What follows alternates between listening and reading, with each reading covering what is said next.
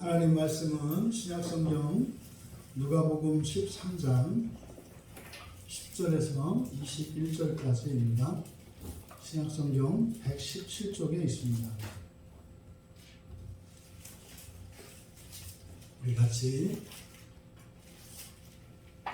한 목소리로 함께 읽겠습니다. 예수께서 안식일에 한 회당에서 가르치실 때에 18해 동안이나 귀신 들려 앓으며 꼬부라져 조금도 펴지 못하는 한 여자가 있더라. 예수께서 보시고 불러 이르시되 여자여 내가 내 병에서 놓였다 하시고 안하였으니 여자가 곧 펴고 하나님께 영광을 돌리는지라. 회당장이 예수께서 안식일에 병 고치는 것을 분내어 무리에게 이르되 일할 날이 엿새가 있으니 그동안에 와서 고침을 받을 것이요 안식일에는 하지 말 것이니라 하거늘 주께서 대답하여 이르시되 외식하는 자들아 너희가 각각 안식일에 자기의 소나 나귀를 외양간에서 풀어내어 이끌고 가서 물을 먹이지 아니하느냐? 그러면 18해 동안 사탄에게 매인받은 이 아브라함의 딸을 안식일에 이 매인에서 푸는 것이 합당하지 아니하냐? 예수께서 이 말씀을 하시매 모든 반대하는 자들은 부끄러워하고 온 무리는 그가 하시는 모든 영광스러운 일을 기뻐하니라.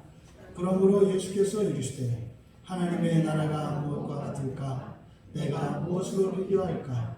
마치 사람이 자기 채소밭에 갖다 심은 겨자씨 하나를 같으니 자라 나무가 되어 공중의 새들이 그 가지에 깃들였느니라. 또 이르시되 내가 하나님의 나라를 무엇으로 비교할까? 마치 여자가 가루 선알 속에 갖다 넣어 전부 부풀게 한 누룩과 같으리라 하셨더라. 아멘. 잠시 기도합니다. 진리의 영이신 성령 하나님, 이 시간 미련하고 어리석은 자가 존귀한 하나님의 말씀을 듣고 섰사오니 성령께서 주장하여 주셔서 생명의 진리의 말씀이 선포되게 하시고 들려지게 하시며 심겨지게 하셔서 말씀으로 이 시간 저희들을 새롭게 하여 주시옵소서. 감사하며 예수님의 이름으로 기도하옵나이다. 네, 5월 마지막 주일 성수주일 예배에 참석하신 여러분 모두를 주님의 이름으로 환영하고 축복합니다. 정말 하나님께서 여러분에게 주시고자 하시는 그 복과 모든 은혜를 이 시간 정말 물붓듯이 부어주셔서 바라기는 정말 여러분들의 인생의 모든 문제가 해결되기를 바라고 또 여러분들이 상상할 수 없었던 그런 여러분의 상상을 능가하는 삶으로 하나님께서 인도해 주시기를 축복합니다. 설교의 제목은 하나님 나라는 무엇과 같을까? 입니다. 12장에서부터 바로 앞에 9절까지 계속되었던 말씀의 주제는 종말과 심판이었습니다. 장차 우리가 죽고 나면 또 죽기 전에 만약 예수님이 오신다면 심판이 있을 것이라는 거예요. 그리고 그 심판 다음에는 이것은 분명한 대조가 있는데 구약 성경에서 계속 나오는 축복과 저주입니다. 순종하면 축복, 불순종하면 저주. 이것은 구약에서부터 성경 끝날 때까지 변함이 없는 중요한 원리입니다.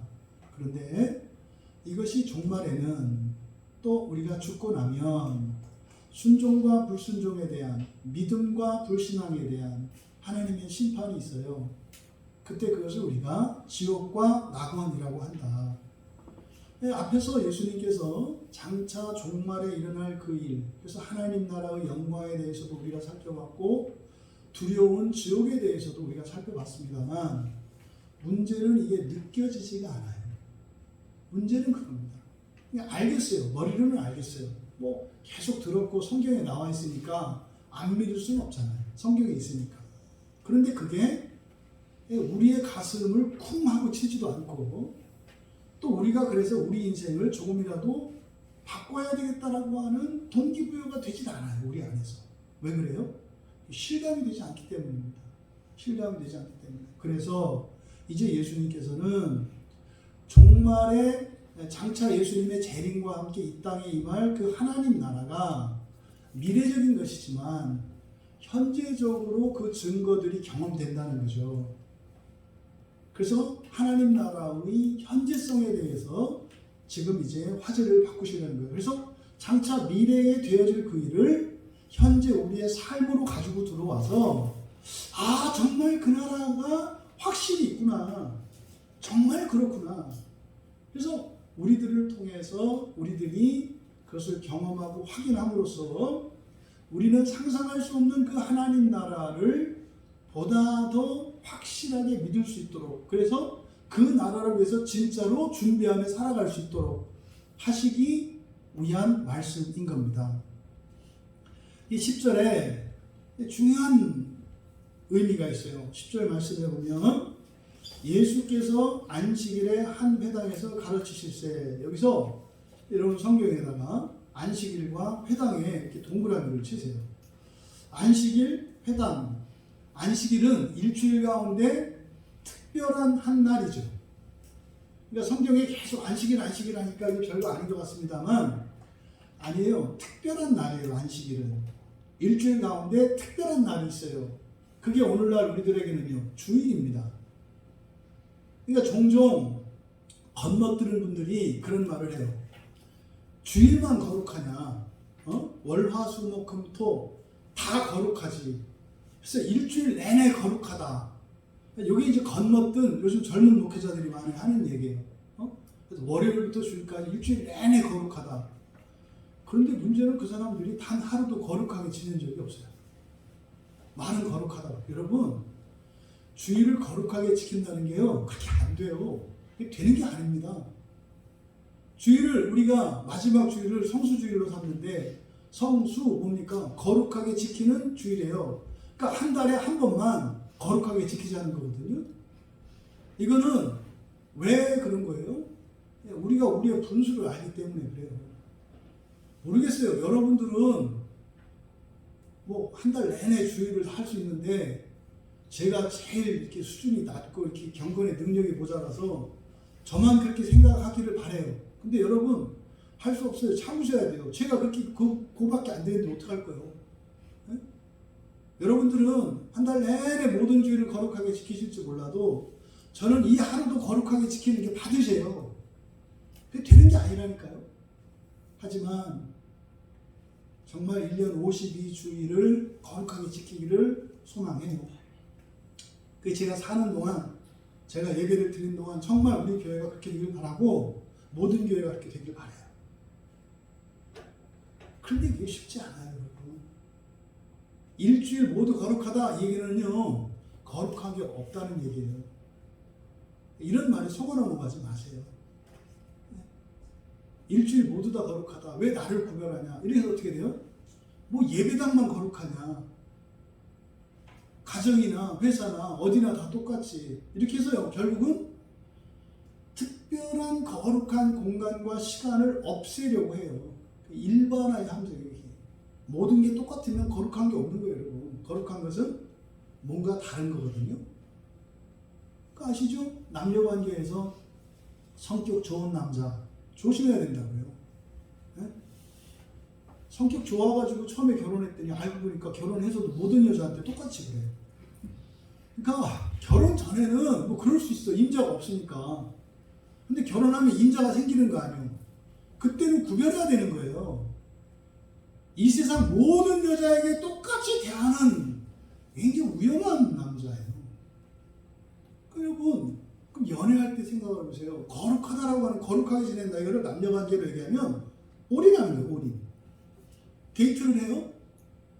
그러면은 올인하는 거예요, 그냥. 그때는 사실은요, 뭐 누가 옆에 있는 걸 싫어하죠. 같이 있다 누가 만나면 뭐 거짓말해서 도망가서 딴 데로 옮기는 거 아닙니까? 또 어떤 사람이 나를 사랑한대. 근데 맨날 만나면 전화해서 누굴 불러내. 야, 누구 나와라, 뭐 밥 먹자, 뭐. 둘이 있는 적이 없어. 여러분, 주일을 거룩하게 지킨다는 것은요, 주님과 내가 둘이만 지내는 거예요. 그랬더니 또 교회 안 나오고 골방에 있으라는 얘기가 아니라 함께 있지만 여러분의 온 마음이 주님께 있는 거, 이게 주일을 거룩하게 지키는 거의 핵심이거든요. 한번 생각을 해보세요. 몇십 년을 살 때 단 하루만이라도 진짜 하나님께 내 온 마음을 다 집중한 적이 있는가? 어렵죠. 그렇게 하는 거. 그렇잖아요. 이런저런 생각이 막 들지 않습니까? 그래서 이 안식일이 의미하는 바는 바로 그겁니다. 일주일 가운데 특별히 구별된 한 날, 특별히 구별되어 거룩하게 지켜야 하는 날, 그날은 뭐예요? 하나님께 올인하는 날. 이거는 뭐예요? 하나님 나라를 믿는 사람들이 이 세상을 살아가는 삶의 방식이에요. 여러분들이 이렇게 올인해 본 적이 없다. 절대로 여러분들은 지옥 건너뛰어서 첫째 부활에 못 들어가요. 이거 확실해요, 여러분. 확실해요. 그러니까 똑같잖아요. 내가 죽어서 죽음을 보지 않고 하나님 나라에 들어갈 사람이에요. 그러면 이 세상을 살아가는 날 동안은요, 최소한 한 날은 구별해서 하나님과 하나님 나라를 살 수 있는 거잖아요. 막연하지 않아요. 두려워야 돼요. 그래서 여러분, 내가 이 하루를 다른 생각 안 하고 다른 일 안 하고 다른 사람 생각 안 하고 정말 하나님만 생각하고, 그게 뭡니까? 성경을 보고 설교를 듣고 찬양하고 경건서적을 읽고 정말 하나님이 원하시는 그 일들을 하면서 예수님 대신해서 병들고 아픈 자, 가난한 자들을 찾아가서 돕고 하는 거, 이게 거룩하게 지내는 거예요. 하나님 생각하면서 하는 거. 그래서 우리 주일 저녁에 저녁 예배를 드리는 이유가 그거라 그랬잖아요. 그렇게 원하고 애를 쓰지만 안 돼. 꼭 딴 생각을 하고 딴 데 마음을 써. 그래서 저녁 예배가 절대적으로 필요하다고 그랬죠. 주일 성수를 위해서는. 그래서 주일 저녁 예배를 통해서 마치 구약의 제물을 드려서 제사를 드리는 것처럼 저녁 예배를 통해서 오늘 하루 불완전했던 것을 완전하게 하는 거예요. 그래서 저녁 예배를 드리지 않으면 주일 성수는 불가능해요. 또 반대로 주일을 거룩하게 지키고자 하는 사람이라면 주일 저녁 예배를 통해서 주일을 거룩하게 지킬 수가 있어요. 그럼 앞서 말씀드린 것처럼 이것은 첫째 부활과 관계된다고 했잖아요. 그러니까 예배는 생명이라니까요. 여기서 어쨌든 예수님께서 안식일에 찾아왔다 할 때 이 안식일의 특별함, 거룩함, 이것을 생각하셔야 된다. 그 다음에 회당이에요. 회당은 오늘날 교회입니다. 하나님께 예배하고 하나님의 말씀을 듣는 곳이에요. 안식일에 특별한 날에 특별한 장소에 예수님이 오셨고, 여기서 가르치실 때에 이렇게 되어 있습니다만 이거는 미완료 시제입니다. 미완료 현재 분사거든요. 그러니까 계속 되고 있는데 그때부터 계속 되고 있는 거예요. 그러니까 지금도 이 교회에서, 이 예배당에서 예수님께서 계속 가르치고 있다는 거예요. 지금도 여러분, 이때 그 회당에 그 안식일에 예수님이 가르치시던 그 일이 지금 이 자리에서도 똑같이 일어나고 있는 거예요. 지금은 제가 설교를 합니다만 주님께서 저를 도구로 사용하실 뿐이지 주님께서 지금 가르치고 계시는 거예요. 여러분에게. 그러니까 10절에 있는 이 말씀은 2000년의 시간을 뛰어넘어서, 공간을 뛰어넘어서 우리로 하여금 가르치고 계시는 예수님 앞으로 우리를 인도하신 거예요. 이게 10절의 말씀이에요. 그러니까 지금 여러분들은 저를 보지 마시고 저를 통해서 예수님을 보셔야 돼요. 그리고 그 예수님의 가르치고 계세요. 그리고 11절에 우리말 성경에는 아주 중요한 말이 생략되어 있어요. 11절의 맨 앞에 보라라는 말이 생략되어 있어요. 보라라고 하는 말은 이건 감탄사이겁니다. 세상에 저기 좀 봐! 이런 거예요. 세상에 저기 좀 봐! 그러니까 지금 누가가 11절의 내용을 쓸 때는요, 깜짝 놀랄만한 내용이에요. 세상에 어떻게 저런 일이? 이게 지금 11절에 있는 내용이에요. 그럼 11절에 있는 내용이 뭡니까? 18년 동안이나 귀신에 들려서 앓으며 꼬부라져 조금 더 펴지 못하는 한 여자가 있었다는 게 뭐 이렇게 놀랄 일이에요? 이게 왜 이렇게 놀랄 일이에요? 그러니까 이게 이해가 안 되니까 번역할 때 보라를 빼놓은 거예요. 근데 이 보라는 빼면 안 되는 거예요. 굉장히 중요한 말이거든요. 그러니까 그런데 뭐 귀신 들리고 병 걸리고 뭐 이런 일들을 비일비재 하잖아요. 근데 왜 누가가 여기서 이렇게 깜짝 놀랐을까요? 놀래야 된다는 거예요. 여러분, 여기서 지금 얘기하고 여기서 누가가 지금 놀래야 된다. 어떻게 이런 일이 일어날 수 있는가? 이렇게 소개하고 있는 그 여인은 어떤 여인입니까? 우리말 성경에 귀신 들렸다 이렇게 되어 있습니다만 정확하게는 귀신이라고 되어 있지 않고요. 그냥 병약한, 그러니까 힘이 없는 또는 병약한 영, 이걸 그냥 귀신으로 통칭해서 번역을 한 거예요. 근데 그렇게 하면 안 되죠. 왜냐하면 이게 귀신을 말하는 거지, 아니면 우리의 영이 그렇게 약해진 그 영, 다시 말해서 성령을 받기 이전에, 예수를 믿기 이전에 우리의 영혼을 얘기하는지 정확하지가 않아요. 그래서 얘는 있는 그대로 병약한 영이에요. 병약한 영을 가졌어요. 그런데 그것으로 인해서 이 여인은 어떻게 있었어요? 계속 굽어 있었어요. 그러니까 이게 지금 오늘날로 말하면 연세 많이 드신 시골의 할머니들 있잖아요. 허리가 굽으신 할머니. 네? 우리 지정순 성도님 대표적으로. 그러니까 이건 다른 경우예요. 지금 그 할머니가 아니라, 여기 지금 할머니가 아니에요. 젊은 사람이에요, 젊은 사람. 그러니까 병으로 이렇게 굽어진 겁니다. 이게 이제 뭐 척추 협착증이든지 디스크든지 이래가지고 지금 이렇게 허리가 굽혀 있는 젊은 사람이에요. 그런데 어떤 상태냐? 조금도 펴지 못한다 이렇게 되어 있습니다만, 뭐 이렇게 움직일 수 없었다 이런 얘기가 아니라, 그게 아니라 완전히 필 수 없었다 이거예요. 그러니까 이렇게 꼼짝 못하는 이게 아니에요. 생활은 할 만해요. 근데 문제는요, 허리 이렇게 펼 수가 없는 거예요. 그러니까 원문 그대로 하면은 온전히 펼 수 없다 이렇게 되어 있어요. 온전히 펼 수 없는 상태입니다. 그런데 지금 누가는요, 여기 지금 11절을 우리말 성경에서는 이게 잘 나타나 있지 않습니다만, 보라 생략되어 있다고 그랬어요. 그 다음에 여인, 병약한 영을 가진, 그리고 18년 이렇게 해서요, 우리말로 얘기하면 조사들을 다 빼버렸어요. 언제 우리가 이렇게 하죠? 시를 쓸 때 이렇게 하죠. 그렇죠? 아침, 햇살, 사랑, 찬란하여라 뭐 이런 식으로 쓰잖아요. 이걸 시 쓰는 방식이 아니에요. 지금 11절은 시어로 되어 있어요. 왜요? 압축하고 간결하게 나타냄으로써 이거를 빵빵빵빵 하면서 그림 언어로 나타내려고 하는 거예요. 그래서 이런 시각적인 이미지로 묘사하고 있어요. 그러니까 지금 누가가 소개하려고 하는 것은요, 두 개의 그림이 있어요. 교회의 그림이 있고요. 그리고 거기에 18년 동안 그 끔찍한 병에 걸려서 고생하고 있는 한 여자의 모습을 딱 보여주고 있어요. 이게 지금 우리의 모습이에요. 여기 지금 시제가 전부 미완료 시제를 쓰고 있거든요. 미완료 시제라는 것은 뭐세요? 그때부터 계속 되고 있는 거라고 그랬죠. 끝나지 않은 사건이에요. 그러니까 어쩌면 여기서 우리말 성경에 귀신 들려서 허리가 꼬부라져서 완전히 피하지 못하고 하는 여자는 우리들의 모습이에요. 뭐요? 18년 동안이나 교회를 다녔는데 그게 안 고쳐져. 이게 누가는 놀랐다고 얘기를 하는 거예요. 어떻게 이런 일이? 예수를 믿고 18년 동안 교회에서 예배를 드리고 있는데 어떻게 이게 안 고쳐지고 그냥 있을 수 있어? 이게 지금 11절의 놀람의 뜻이에요. 여러분, 지금 이 시대의 교회를 보세요. 이 시대의 성도들을 보세요. 어떻게 30년, 40년 동안 똑같은 문제를 갖고 그렇게 울고 있어?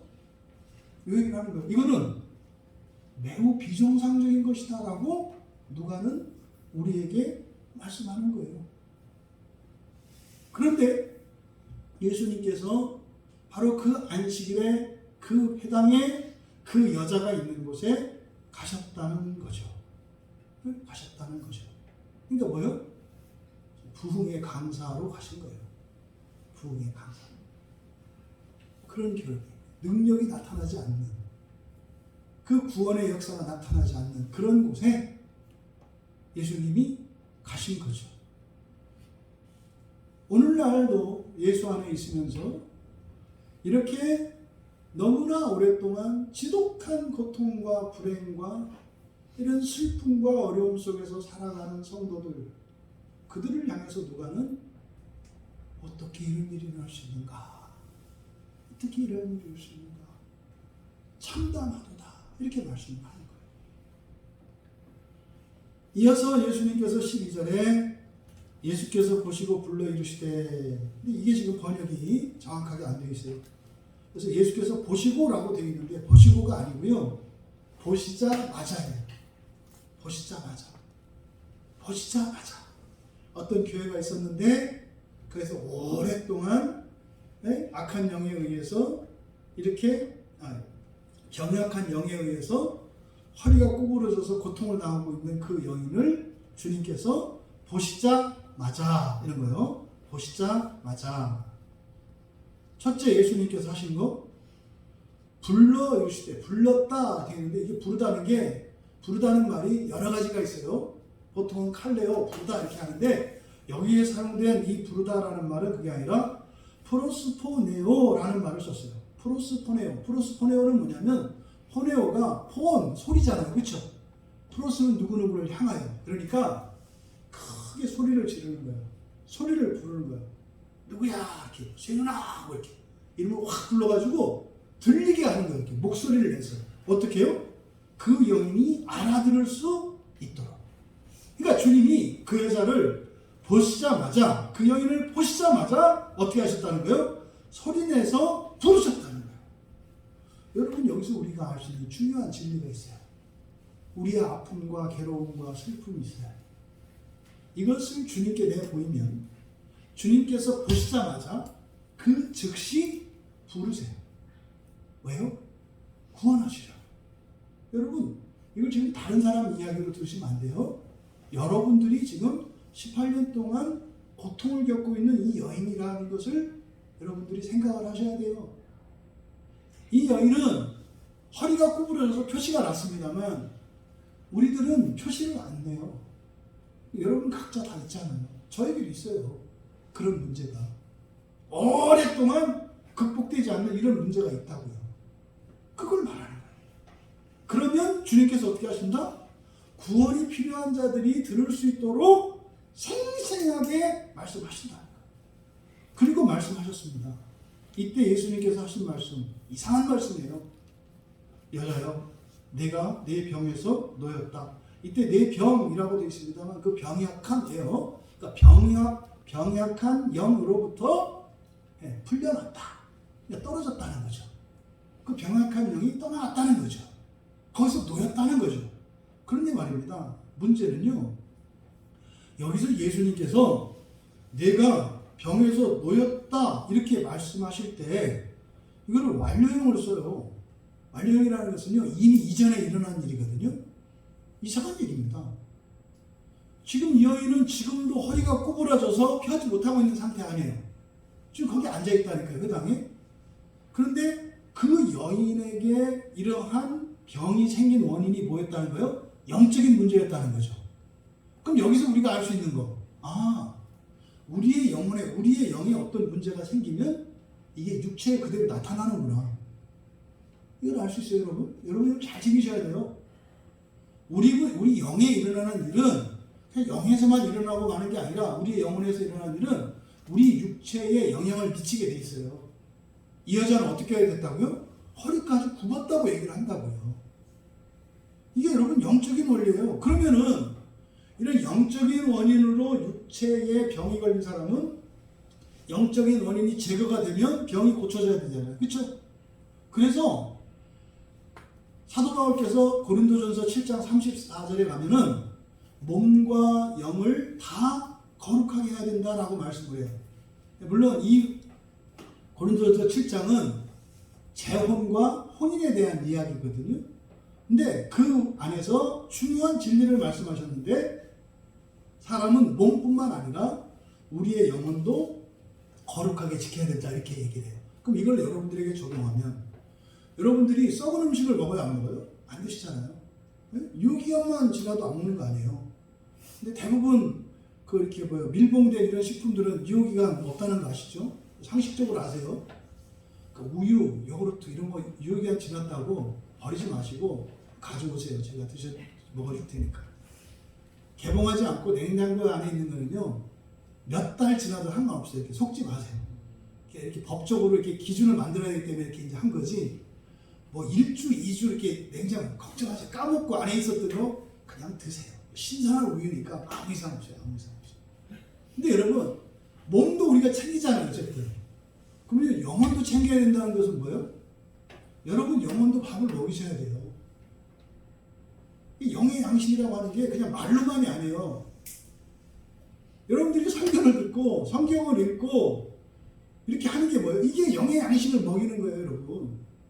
여러분 육체에도 영양을 공급해 줘야 할 뿐만 아니라 여러분의 영혼에도 영양을 공급해 줘야 된다. 이게 몸과 영을 거룩하게 해야 된다는 얘기예요. 그리고 아무거나 먹으면 안 된다. 골라서 먹어야 된다. 뭐 이런 거죠. 그러면 이렇게 영이 영의 영적인 원인이었다면 그게 떠나면 해결돼야 되잖아요. 근데 지금 이 여자가 해결이 됐어요, 안 됐어요? 이 지금 모순이에요. 아파 죽겠는데 지금도 허리가 꼬부라져 있는데 예수님께서 그 여자의 허리가 꼬부라진 이유는 병약한 영을 가지고 있기 때문에 병약한 영으로 인해서 허리가 꼬부러진 거래요. 그런데 문제는 뭐예요? 그 영이 떠났대요. 그럼 어떻게 써야 돼요? 펴졌어야 되는 거 아니에요. 이게 뭐라고 그랬어요?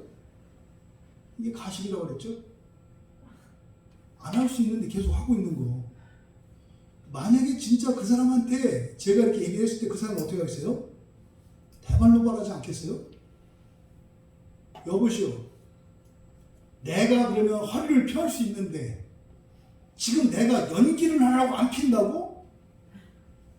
내가 이러고 18년을 이렇게 살았다고? 펄쩍 뛰는 이야기 아니에요. 지금 예수님이 이 여인한테 그렇게 얘기한 거예요. 그러면 이 여인에게 예수님께서 여인이여 그대는 이미 그대의 병약함에서 풀려났도다. 진즉에 풀려났다. 이 얘기를 바꿔 말한 거예요. 이거 좀 비아냥해요. 쇼하지 마세요. 이런 거예요. 여러분 가끔 저한테 화날 때 있거든요. 너무너무 힘들어 죽겠는데 문제가 없대요. 자기 일 아니라고 이러는 것 같잖아요. 그러니까요. 여기서 여러분들이 깨달으셔야 되는 게 있어요. 영적인 문제가 해결이 됐다고 해서 우리의 삶의 문제까지 동시에 해결되는 것은 아닌 거죠. 그 사이에 어떤 일이 있어야 되는 거죠. 이게 뭐예요? 가식이 있다고 그랬잖아요. 가식이. 그러니까 그 원인이 제거됐으면 그런 거죠. 여러분들이 망했어요. 근데 누군가가 여러분들의 20대조 할아버지가 어마어마한 재산을 가졌는데 그 자손들이 다 죽고 여러분 한 번만 남은 거야. 그래서 어마어마한 재산을 상속자를 찾아서 수백 년 동안 그 후손을 찾았는데 여러분 한 분만 딱 있는 거예요. 그래서 여러분한테 유산이 딱 왔다는 거죠. 엄청난 거 아니에요, 그렇죠? 그렇다 하더라도 여러분, 그 금방 여러분이 팔아 써요, 못 써요? 못 써요. 원래 등기 이전하셔야 되고 절차가 필요해요. 그러니까 이런 영적인 원인이 제거됐다 하더라도 이것으로 효과가 나타나는 데까지는 중간 과정이 필요해요. 그게 뭐라 그랬어요? 회개라고 그랬죠, 회개. 그럼 보세요. 악한 영이 떠나갔어요. 그런데 지금 여전히 꼬부라졌어요.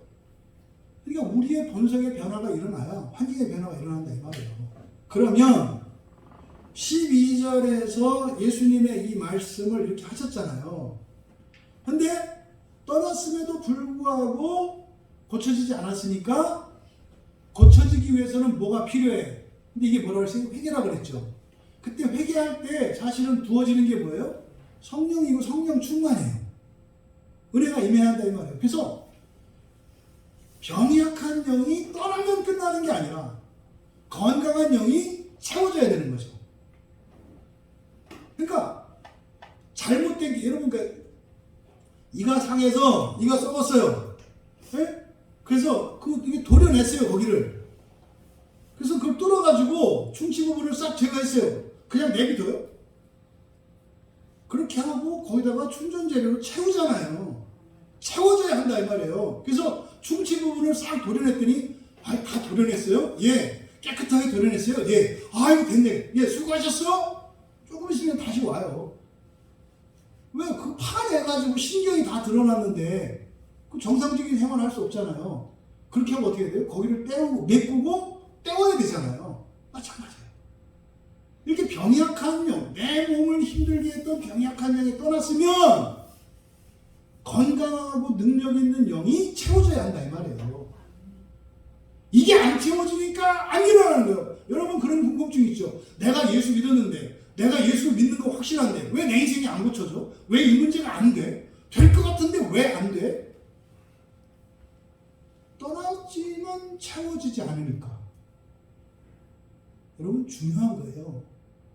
그걸 믿지 않고요 구하지 않아요. 왜요? 욕심들이 없으셔서. 저는 그냥 충치만 해주셔도 감지덕지예요. 그래요. 감지덕지 하시고 그 신경에 한번 시달려서 해봐 살아봐. 차라리 충치가 낫다 이랬어요. 그죠? 예수 믿고 처음엔 좋은 줄 알았지. 네? 아팠던 거 싹 제거하니까 난 이러면 됐어요? 돼요? 이제 찬물 마실 때마다 그냥 온몸이 찌릿찌릿하고 신경이 찌릿찌릿하는데 그걸 돼? 채워져야죠. 여러분이 빚이 많은 사람이었다고 쳐봐요. 처음에는 뭐예요? 다 그래요. 빚만 갚으면 서울이 오겠다. 진짜요?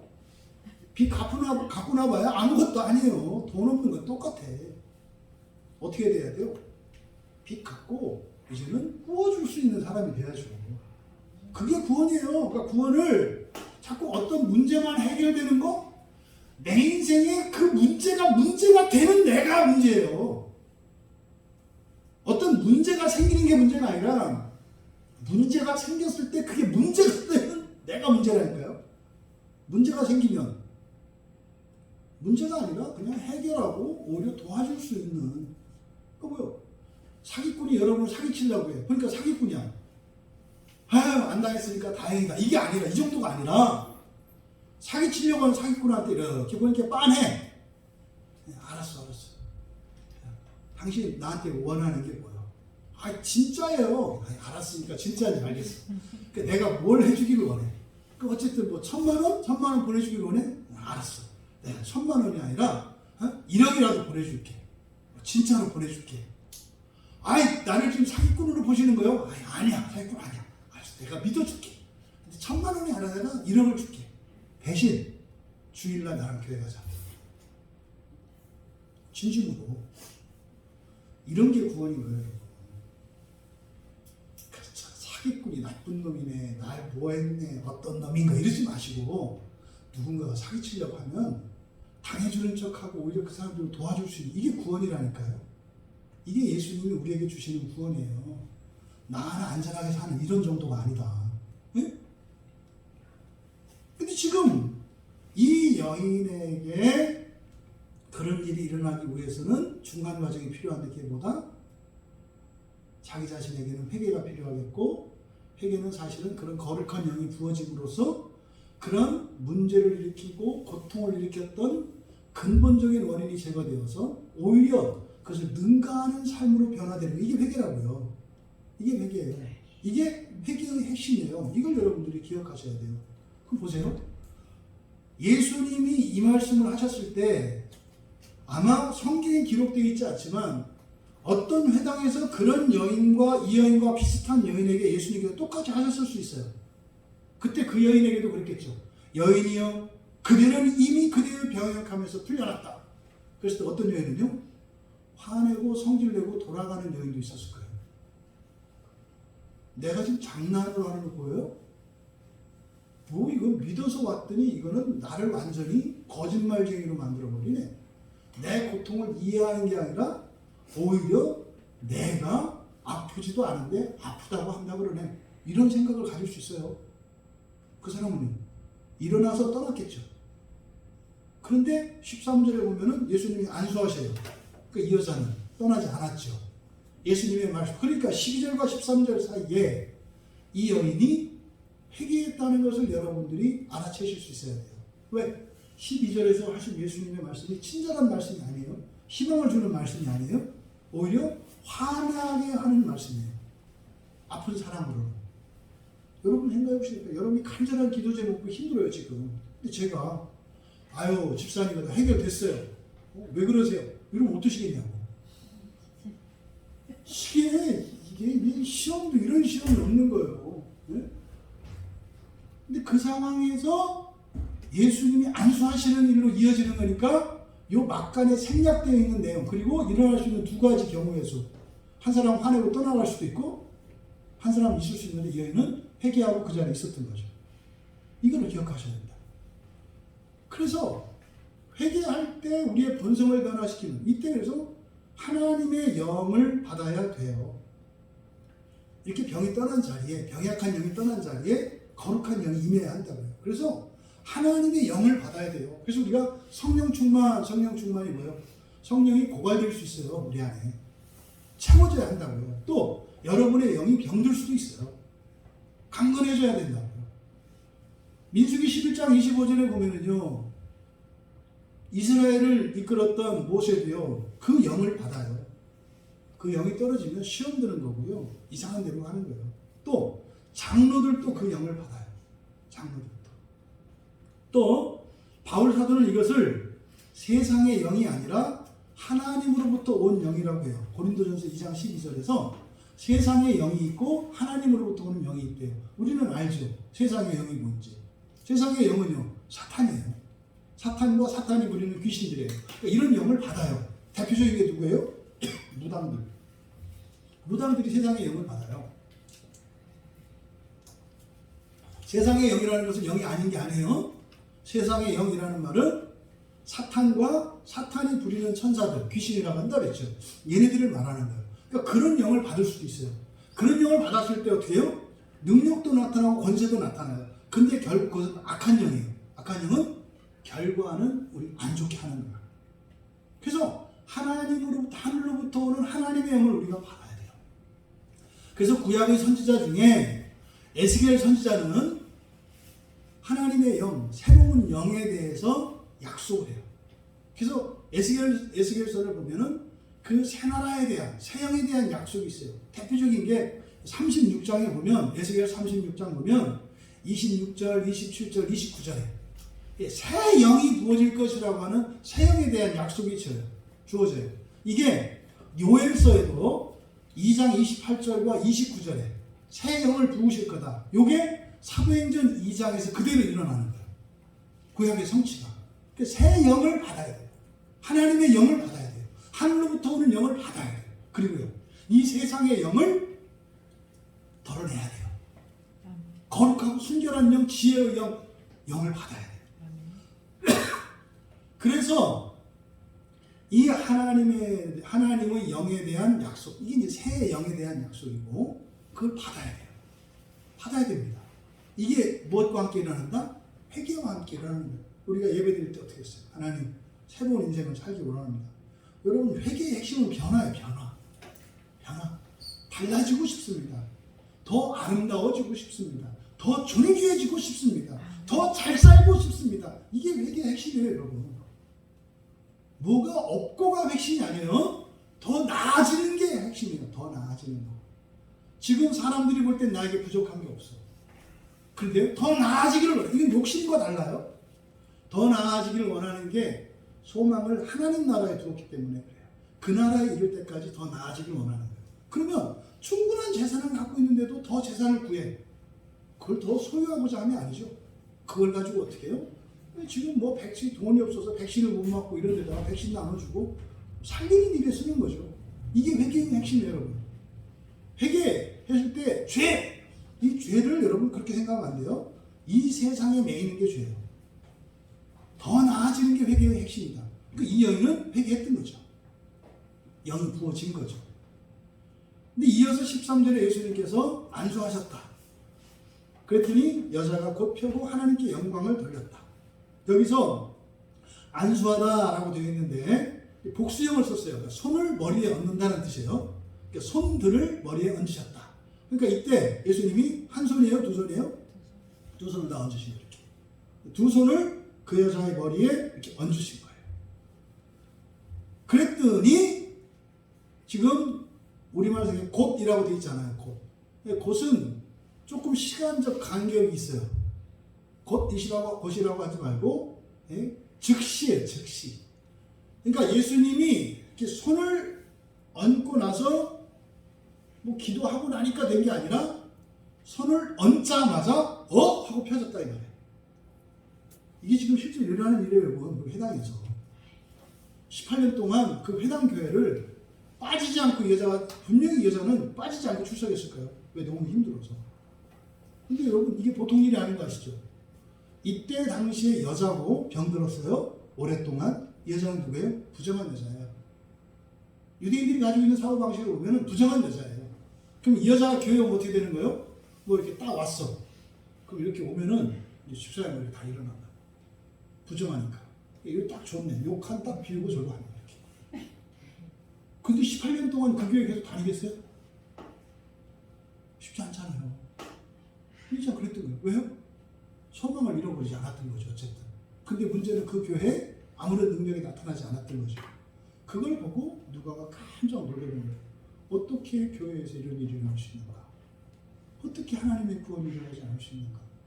근데 알고 보니까 교회에 문제도 있었지만 그 여자에게도 문제가 있었던 거죠. 왜요? 몰랐죠. 구원의 원리를. 구원의 원리를 몰랐던 거죠. 그냥 하면 될 줄 알았던 거죠. 그게 아닌 거죠. 예수님은 그걸 가르쳐 주신 거예요. 여기서 안수했더니 즉시 펴졌다고 했어요. 여기서 안수했다라고 할 때 이 안수의 의미가 뭔가? 네? 손을 얹는 게 뭔가? 성경에 6가지 의미로 주어집니다. 다시 말해서 안수의 효과죠. 안수의 효과. 머리에 손을 얹어서 손을 얹는 안수의 효과. 여러분 그랬죠? 여러분 머리에 손을 얹을 수 있는 사람은 여러분의 부모님 그리고 여러분의 담임 목사예요. 어떤 누구도 여러분 머리에 손을 얹게 하지 마세요. 왜 그러냐? 성경에서 안수를 할 때 어떤 일이 일어나는지를 6가지로 가르쳐 주는데 첫 번째가 뭐냐면 죄의 전가예요. 죄의 전가. 이게 출애굽기 29장 10절과 레위기에서 제물들에게 안수하는 거예요. 이게. 그러면요. 머리에다가 손을 얹고 뭐 할 수 있다? 죄를 전가할 수 있다는 거. 그러니까 여러분 죄를 뭐 이렇게 사람들한테 전가할 수 있다고요. 집사님 머리 이쁘다 하면 속으로 하나님 내 죄를 이리 옮겨주시옵소서. 설마 그러진 않겠지만 그럴 수 있다 이 말이에요. 그래서 함부로 머리를 들이밀지 마라. 그래서 외국 사람들 어린이들에게 절대 머리에 손을 못 대게 하는 이유가 뭐예요? 안수의 효과 때문에 그래요. 기독교 문화를 가지고 있기 때문에 악한 사람이 손을 얹어서 죄를 전가할 수 있어요. 말로는 축복합니다 해놓으면서 죄를 전가할 수 있다고요. 여러분 머리를 잘 지키시기 바랍니다. 또 두 번째로는 죄뿐이 아니라 저주도 전가해요. 저주. 네? 레위기 24장 14절에 보면 여러분 조심해야 될 게 있어요. 대표적인 저주가 욕이거든요. 욕이 대표적인 저주예요. 이 천하에 죽일 놈. 이거는 내 마음의 표시가 아니에요. 그거는 권세 있는 저주예요. 저주. 그럼 어떻게 돼요? 천하에 죽일 놈 되게 하는 귀신들의 역사가 일어나요. 그래서 말을 함부로 하면 안 된다. 근데 이렇게 하나님의 이름을 모독하고 저주의 말을 해. 하나님 없어. 뭐 이런 거죠. 저도 옛날에 저주 많이 했어요. 하나님 나쁘다, 밉다고, 이딴 하나님이 다 있냐고. 온갖 저주. 그때 내가 이걸 알았으면 지나간 사람 머리 얹고 다 저주를 그렇게 보냈을 텐데. 저주가 전가가 돼요. 그럼 보세요, 여러분. 쏟아진 물은 주워 담을 수 없죠. 저주의 말은 주워 담을 수 있죠. 어떻게? 안수하면 되잖아요. 사실은 우리가 예수 그리스도의 이름으로 기도합니다 할 때 사실은 우리가 그러니까 뭐 하는 거예요? 예수님 머리에다가 저주를 전가시키는 거죠. 예수님 머리에다가 손을 얹고 우리가 죄를 지을 때마다 해결할 때마다 십자가에 매달려 있는 예수님한테 나 달려가. 그리고 발이 안 닿으니까 상자를 포개놓고 거기 올라가서 예수님 머리에다가 이렇게 안수하는 거예요. 우리가 예수님 죄송해요. 제가 어저께 죄를 졌는데 제 죄를 가져가세요. 이렇게. 그 다음날 또 막 가서 예수님 미안해요. 오늘 또 봬요. 오늘은 제가 저주했거든요. 저주를 가져가세요. 이게 원리적으로 이렇게 일어나는 거예요. 예수님이 십자가에 대속이라는 거니까요. 무시무시한 일이에요. 잔인해야 예수님께 우리가 하는 이런 행동들과 삶은 그냥 잔인함 그 자체예요. 그러니까 이 안수를 통해서 죄도 전가가 되고 저주도 전가가 된다는 거. 나머지 대개는 좋아요. 두 가지만 그렇고. 세 번째는 성령 부음이에요. 성령 부음. 거룩한 영이 부어져요. 사도행전 8장 17절, 19장 6절, 또 신명기 구약의 34장 9절에서는 지혜의 영이 부어진다. 그래서 이렇게 손을 얹음으로써 거룩한 영이 부어지는 효과가 있어요. 그러니까 지금 예수님께서 손을 얹으신 그 효과가 바로 그런 거겠죠. 회개한 그 여인에게 거룩한 영을 채워주시는 그런 효과겠죠. 그러니까 그 즉시 허리가 펴지는 일이 일어났던 거죠. 그리고 네 번째가 직분이나 직분을 위임하는 겁니다. 직분이나 직책을. 그래서 민수기 8장 10절, 27장 18절. 여기 이제 27장 여기 여호수아를 위임하는 거거든요. 그 다음에 사도행전 13장 3절. 이게 이제 선교사들 사도 파송할 때 하는 거죠. 그리고 디모데전서 4장 14절. 이게 이제 담임 목사 세울 때, 선교사 세울 때, 이렇게 또 이스라엘 지도자 삼을 때, 그때 안수함으로써 우리의 주권을 넘겨주는 거예요. 그러니까 오늘날 여러분들이 하는 투표 있어요. 투표는 누구를 좋아하느냐를 선택하는 게 아니에요. 사람들이 착각해요. 그러니까 내 마음에 드는 사람, 내 뜻에 맞는 사람을 뽑는 게 아니라 여러분들이 국민 시민으로서 투표할 때는요, 나의 생명과 나의 주권과 나의 재산과 나의 가족까지 맡기는 거예요, 여러분. 그러니까 이걸 모르니까 사람들이 투표해놓고 후회하고 그래요. 절대로 여러분의 목숨을 누구한테 함부로 주겠어요?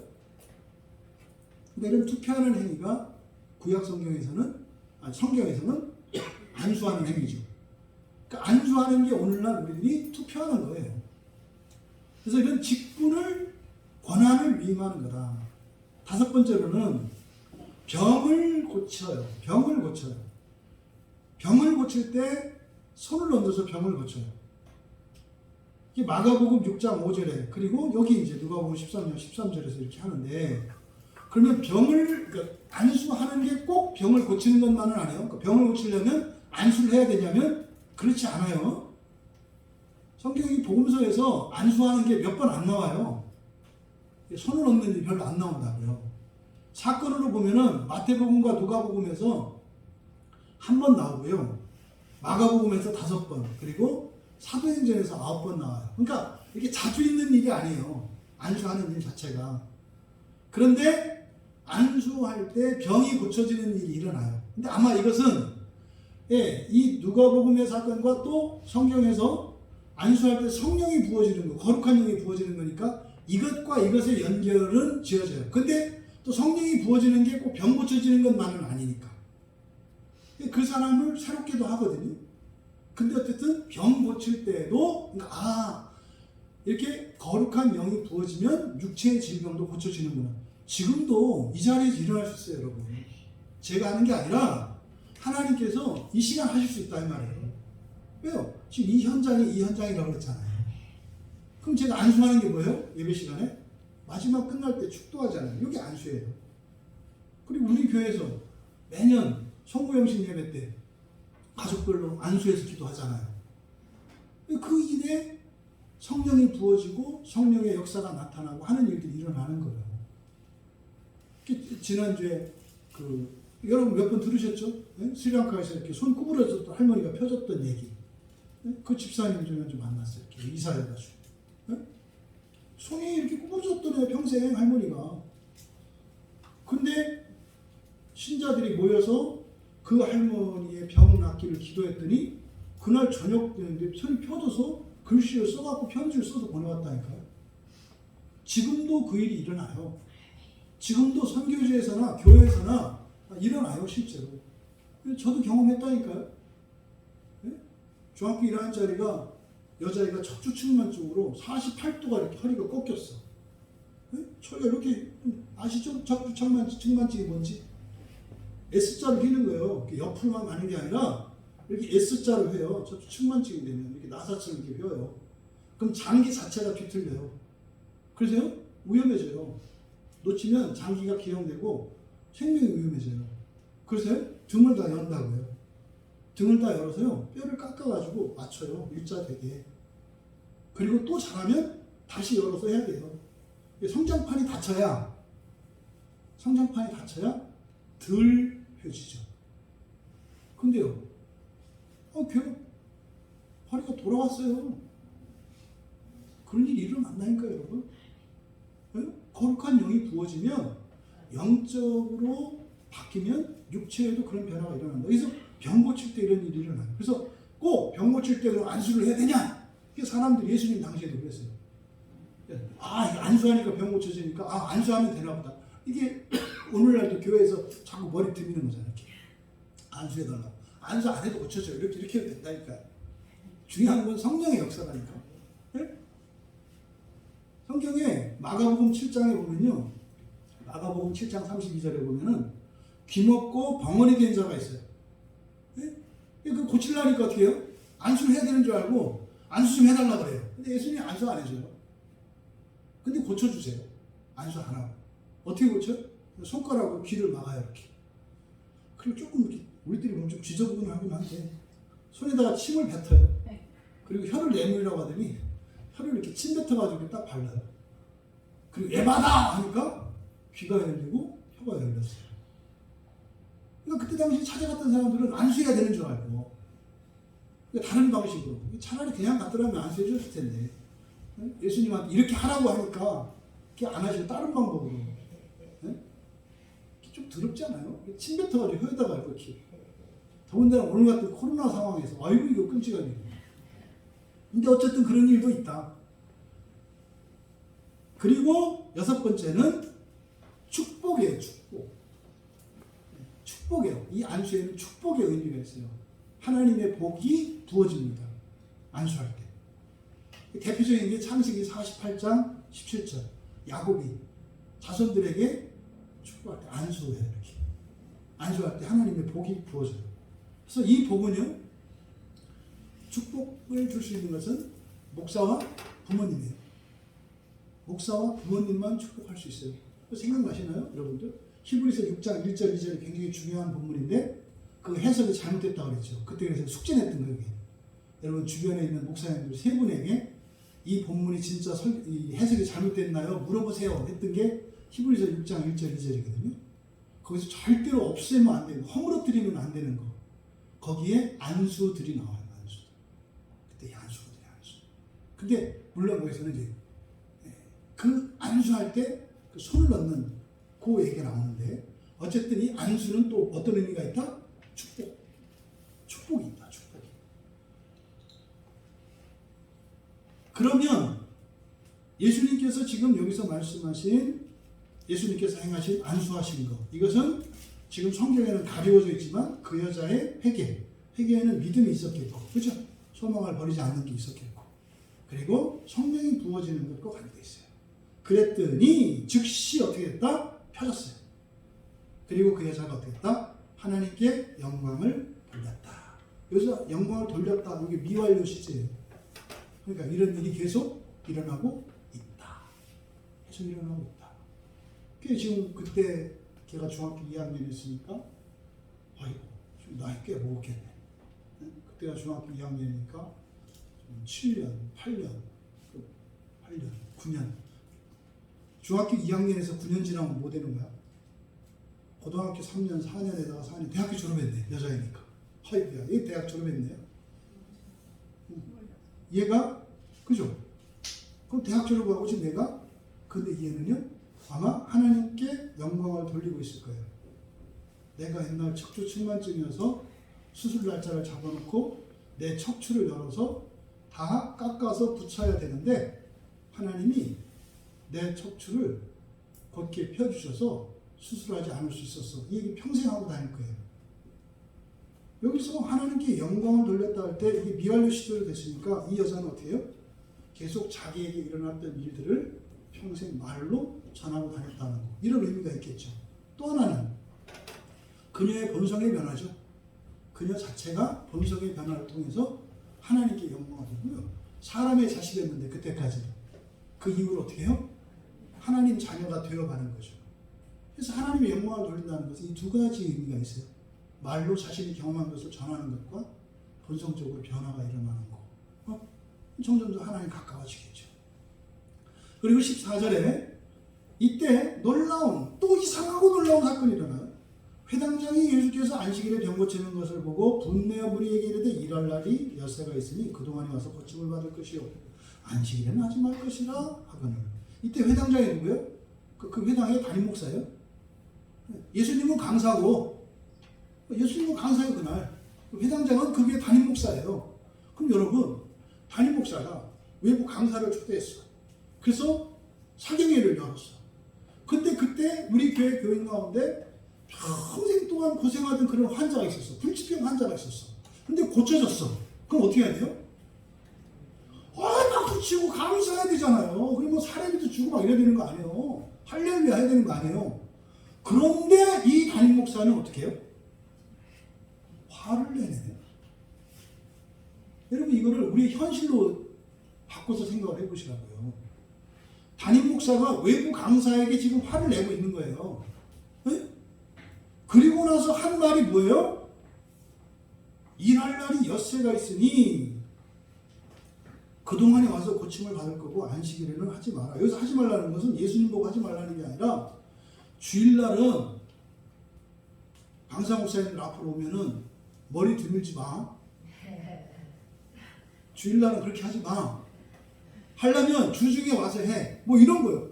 근데 그 강사가 주일날 오는 강사인데 주중에 와서 하라는 거는 그러니까 지금 이 담임 목사인 회당장이 분을 내는 이유가 뭔지 정확하게 얘기해요. 우리말 성경은 그렇잖아요. 병 고치는 것을 분내어 이렇게 되어 있습니다만 정확하게 이렇게 되어 있어요. 그러나 그 회당장은 그에 대해 격분했다. 예수님께 격분했다는 거예요. 왜냐하면 이렇게 되어 있어요. 성경에. 왜냐하면 안식일에 예수께서 치료했기 때문이다. 아니 안식일에 치료했기 때문에 왜 화를 내요? 이게 좀 되게 이상한 얘기예요. 그러니까 회당장이 화를 냈습니다만 실질적으로 화낸 것은 자기가 18년 동안 하지 못했던 일을 예수님이 한 번에 와서 한 게 화난 이유예요. 근데 그걸 갖고 화내면 이상하잖아. 속 좁은 사람처럼 보이잖아. 그러니까 명분은 뭐였어요? 안식일 규례, 안식일 계명을 명분으로 든 거예요.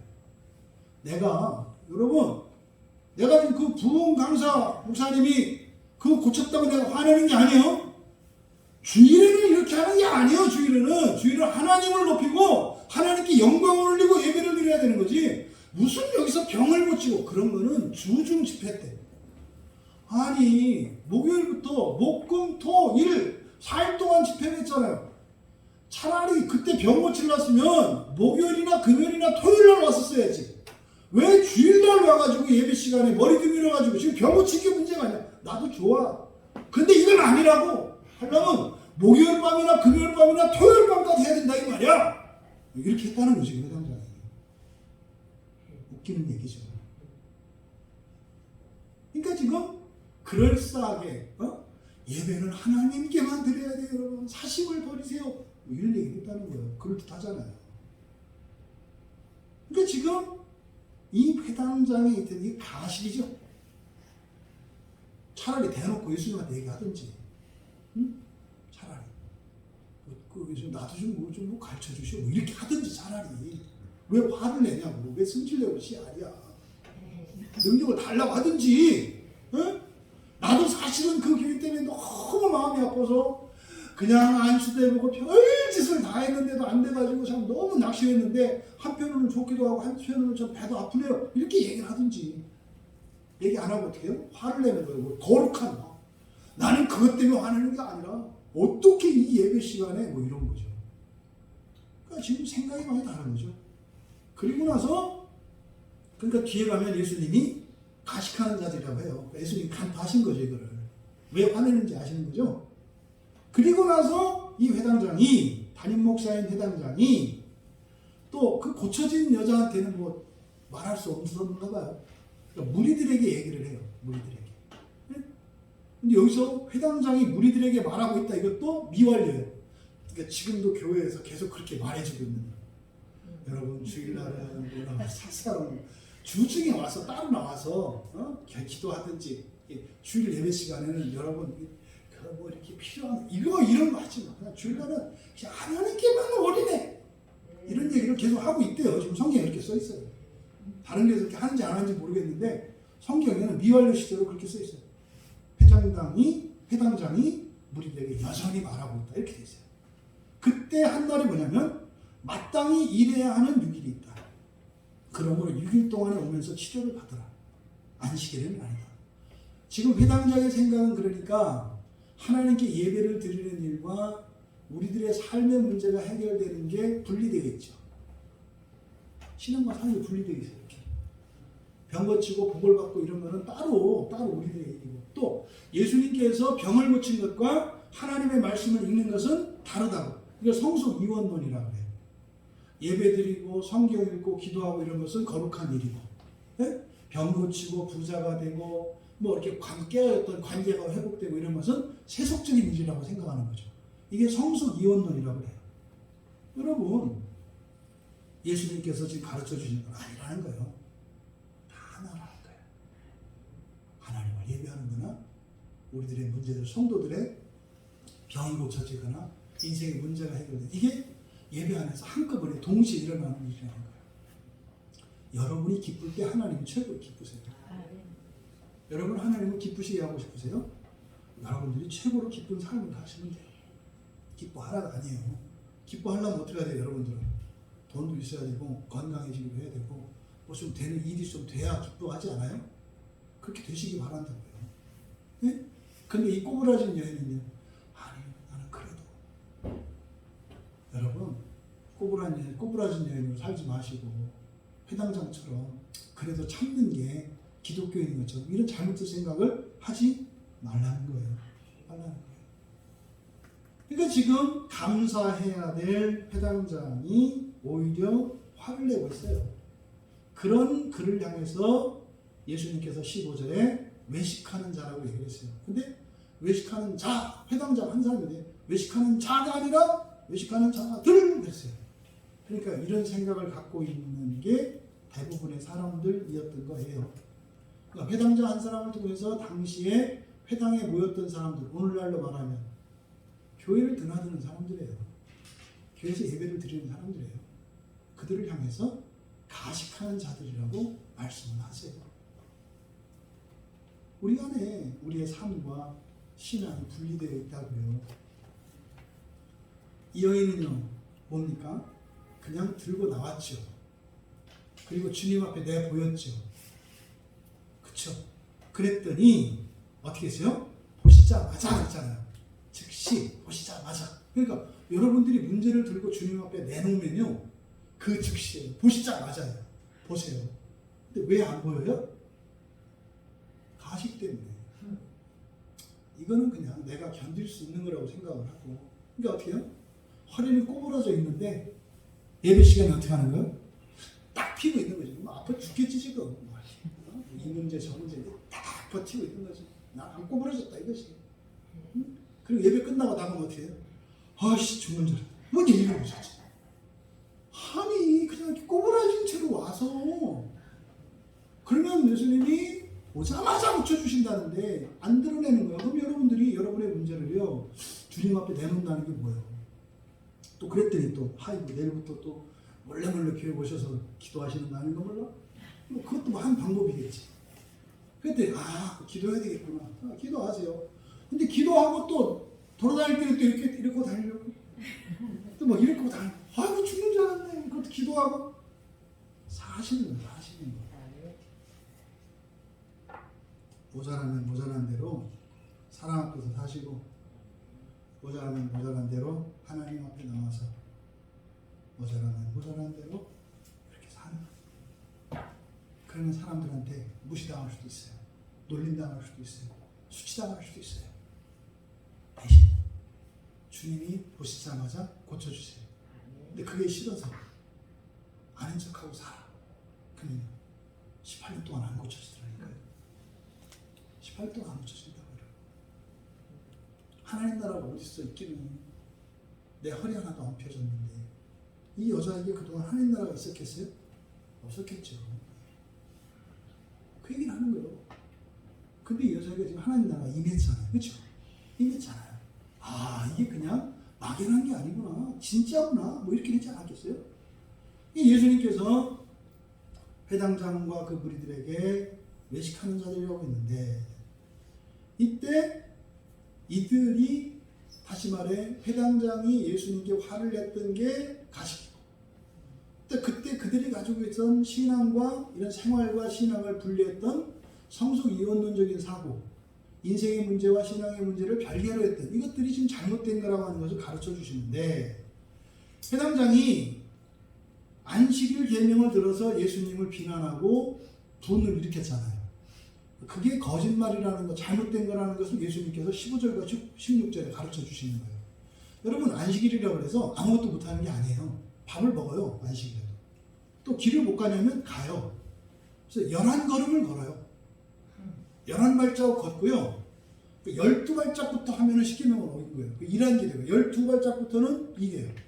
11발짝까지는 생활을 위해서 움직이는 거고 12번째 발자국 찍는 순간 이거 일하는 게 대해서 십계명, 안식일 계명 어기는 거예요. 그래서 가다가 11발자국 걷고 멈춰 서요.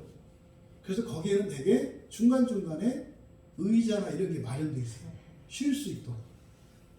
그래서 엘리베이터도 어떻게 해요? 누르면 일하는 거예요. 그래서 유대 사회에 가면 이스라엘이나 이런 데 엘리베이터 가면 주일용이 있어요. 주일용 버튼.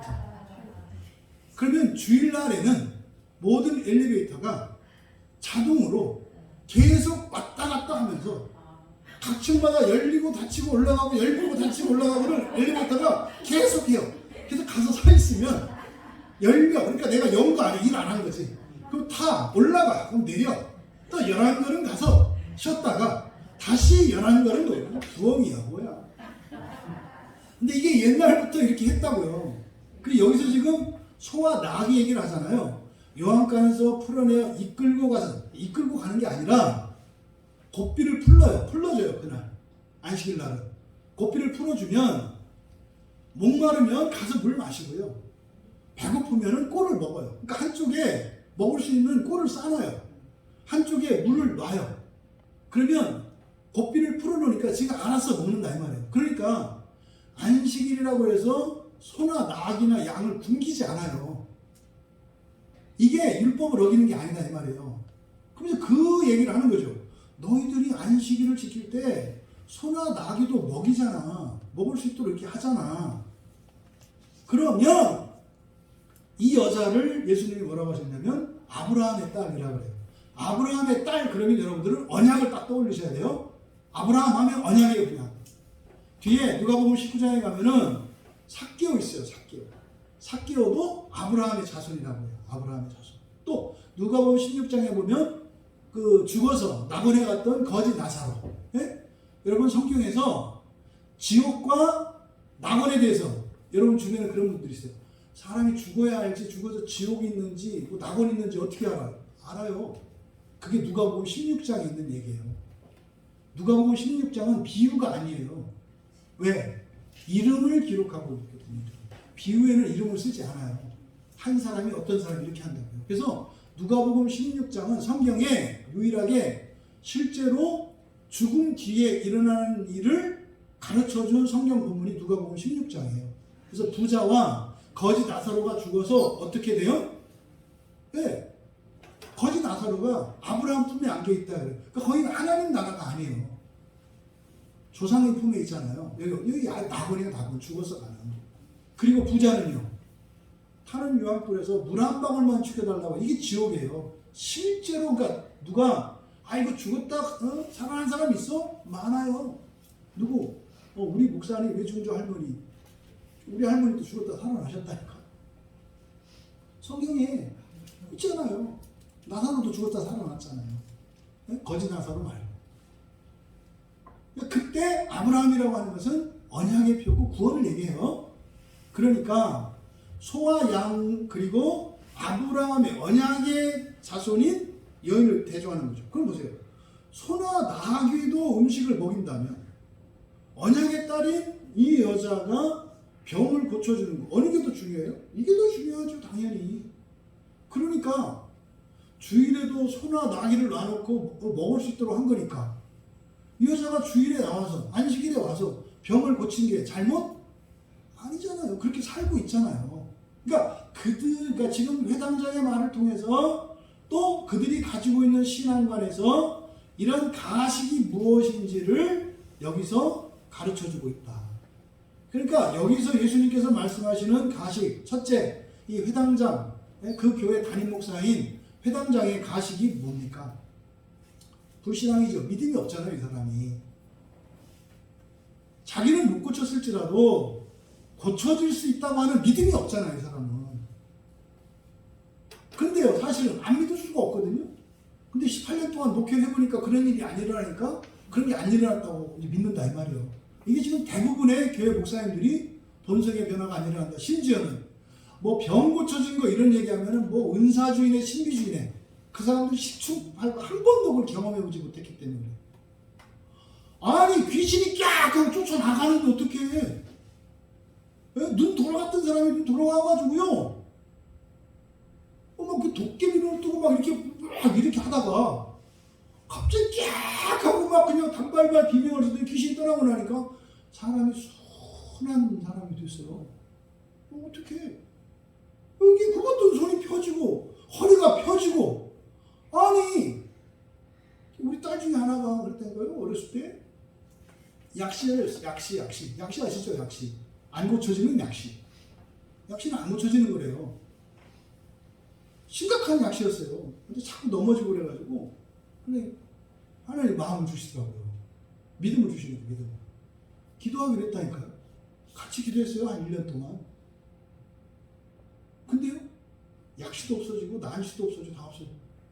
우리 딸도 안녕 안 쓰잖아요. 어렸을 때 이렇다고요.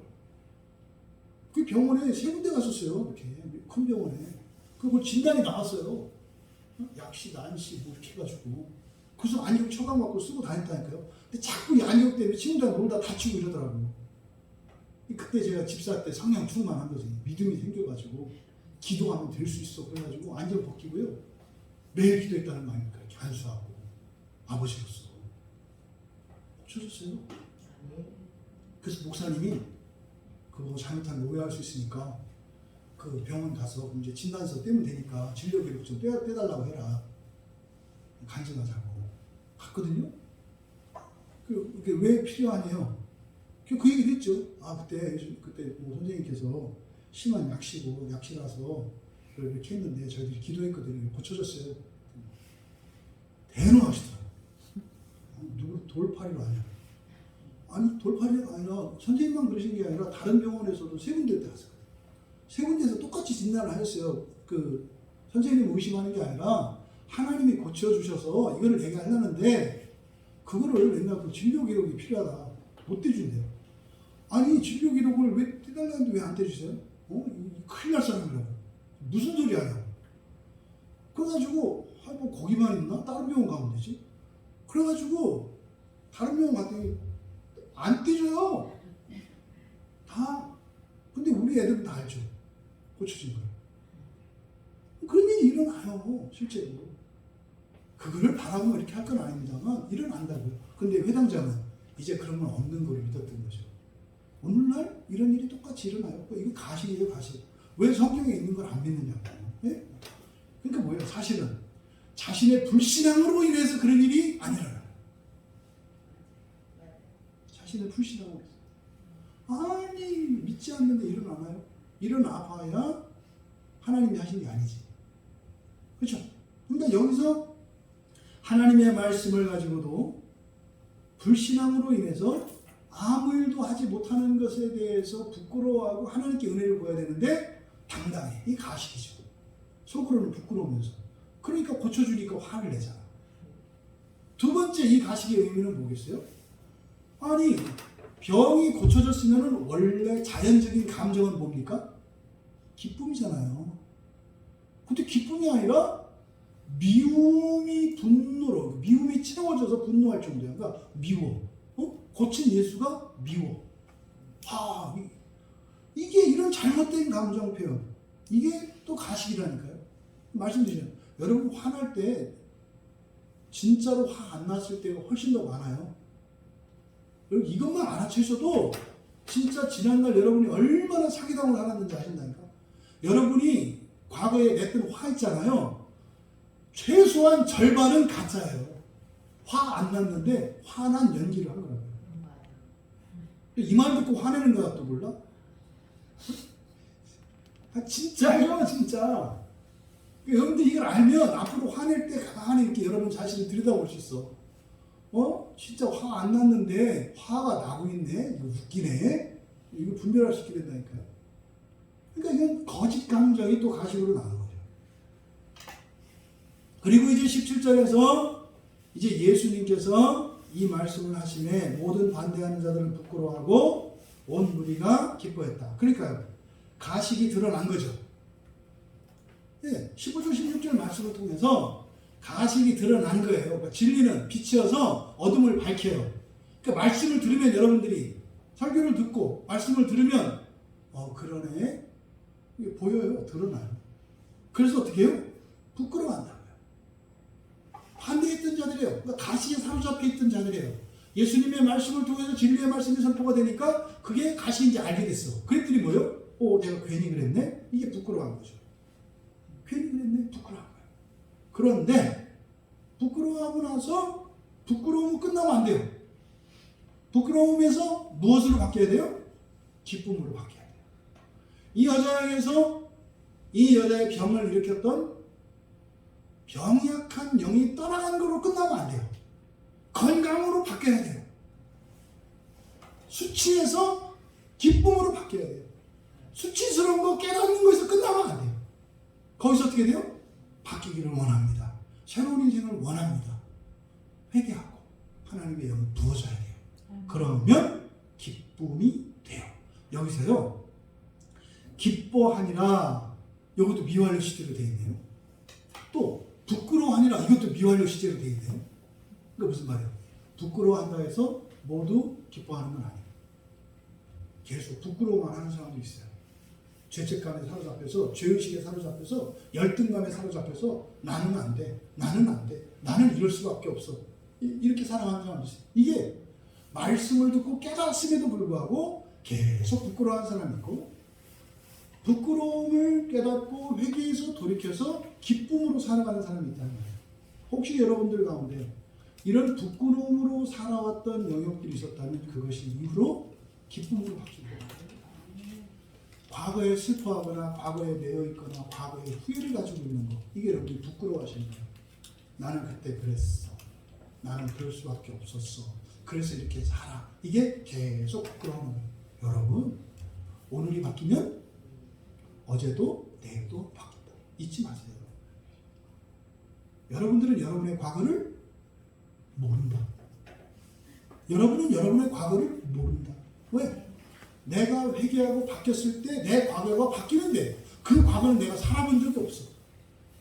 이해되세요? 여러분의 과거를 여러분이 모른다니까요. 그러니까 하나님이 답답해.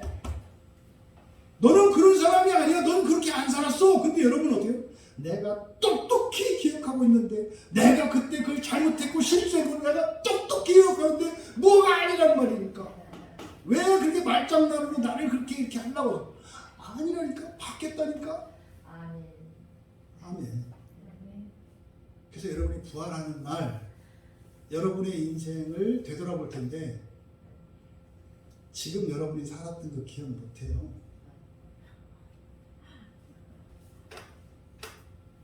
기억 못해요, 여러분. 왜? 여러분께 아니거든. 그때 여러분 기억할 때요. 난 정말 완벽한 하나님의 자녀로 태어나서 이렇게 살았구나 이렇게 돼요. 왜? 부활의 순간 완전해지거든요. 그 순간 완전해지면 과거와 미래가 다 완전해져요. 그러니까 살면서 했던 실수들이나 이런 죄들 이게 하나도 기억이 안 나요. 왜? 여러분 게 아니니까. 이게 오늘 현재가 바뀌면 과거와 미래가 바뀐다는 놀라운 진리예요. 여러분 잊지 마세요. 이게 안 바뀌면 여전히 부끄러움 속에서 살아가요. 그래서 그 기독교인은 트라우마, 상처, 한 이런 게 있다 없다? 없는 거예요. 그거 가지려면 엄청 노력하셔야 돼요. 성령이 바꾸지 못하시도록 해야 되니까. 바꾸면 그게 없어지니까 그 붙잡기 위해서는 안 바뀌기 위해서 아주 죽을 힘을 다해야 돼. 그래서 허리가 꼬부라진다니까. 여러분 수치를 떠나보내고 기쁨으로 살아가시는 여러분 되시기 바랍니다.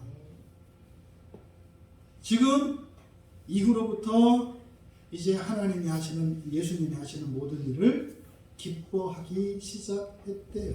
여러분. 오늘 이후로 여러분 인생이 그렇게 되기를 바랍니다. 이어서 18절에 그러므로 예수께서 이르시되 하나님의 나라가 무엇과 같을까? 내가 무엇으로 비교할까? 지금 이 여인을 고쳐준 사건이 바로 뭐라 그랬어요? 미래에 이 땅에 임할 하나님 나라에 대한 현재의 성취, 현재의 증거라고 그랬잖아요. 그러니까 지금 이 여인의 사건을 통해서 하나님 나라가 실제로 오고 있고 실제로 일어날 것이라는 것을 가시적으로 보여준 거예요. 앞으로 일어날 하나님 나라가 믿어지지가 않아. 그러니까 우리가요 안 바뀌는 거예요. 네? 여러분 진짜로 그러잖아요. 요즘에 청소년들 알바하느라고 난리인데 네? 한 시간에 10,000원도 안 되는 돈을 받고 알바를 하잖아요. 그렇죠? 근데 어디에서 알바가 나와서 그러니까 꿀 알바가 나왔어. 꿀 알바. 뭐냐면 교회 와서 예배를 드리면 된대. 네? 교회에서 한 번 예배 드릴 때마다 한 시간에 10만 원씩 준대.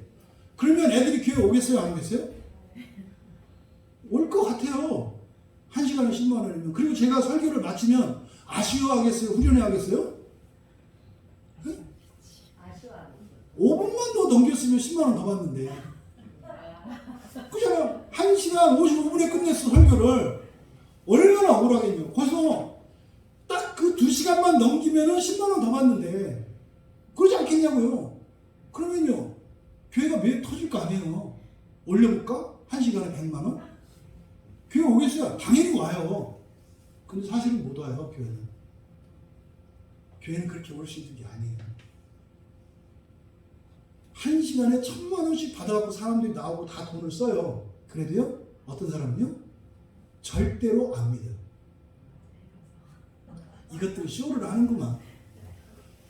이렇게 하면 내가 갈 줄 알고 쇼를 안 오는 거예요.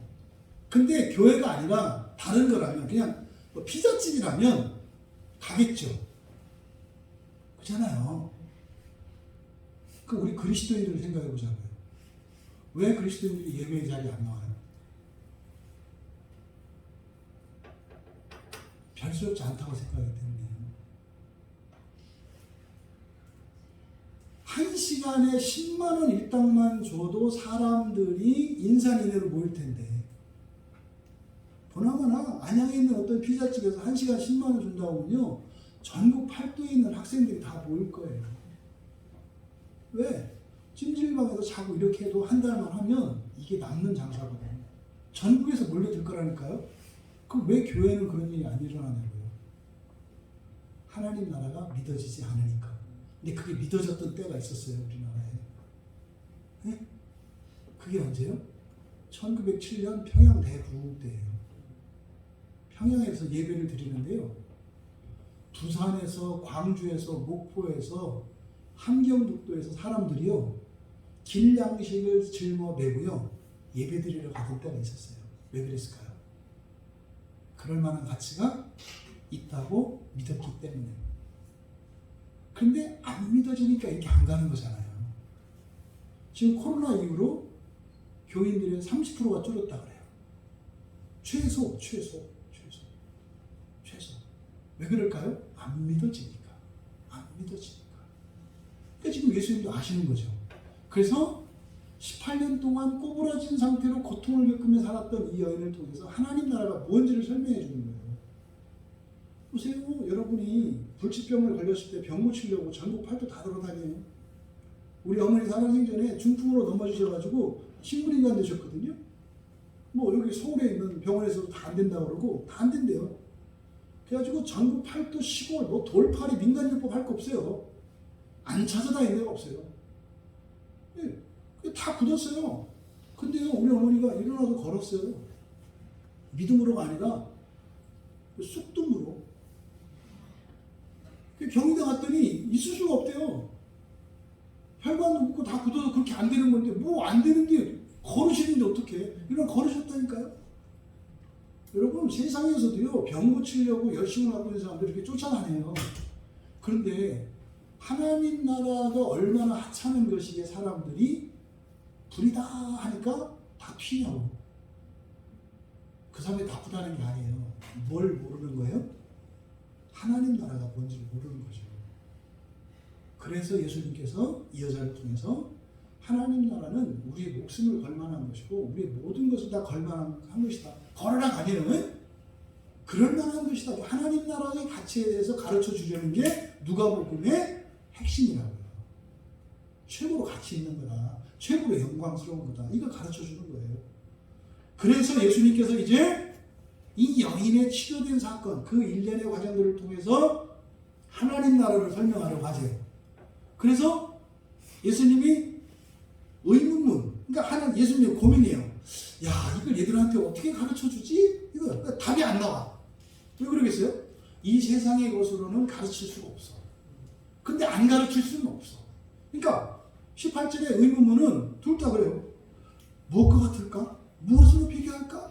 어떻게 가르쳐줘야지? 이게 안 가르쳐주면 이렇게 살아요.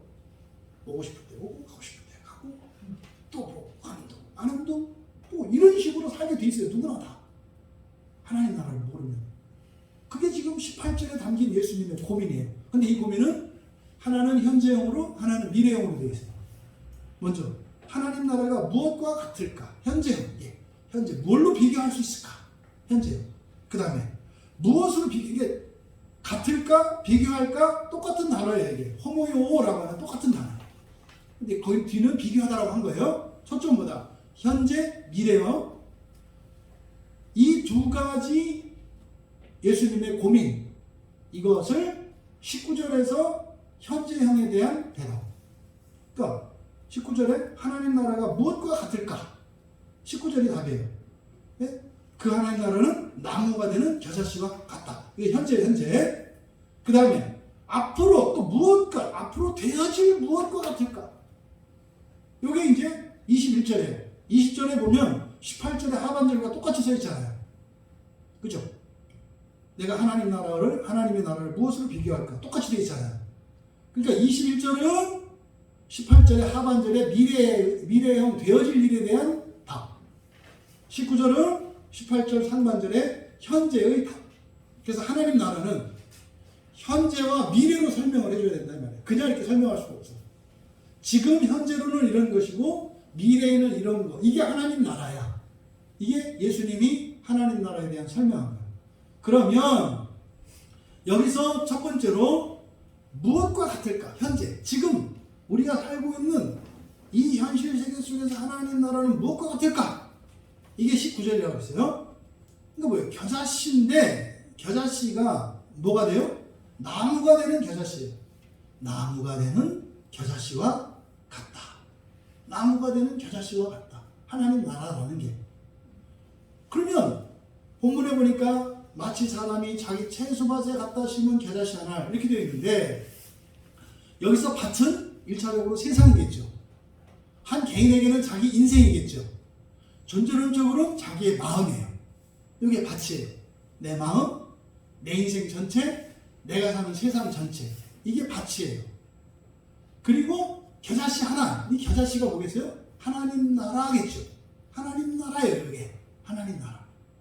그럼 우리들에게는 하나님 나라 복음이에요. 여러분 하나님 된다는 거. 네? 하나님 나라고 이런 하나님 나라에 대한 이런 진리 복음이에요.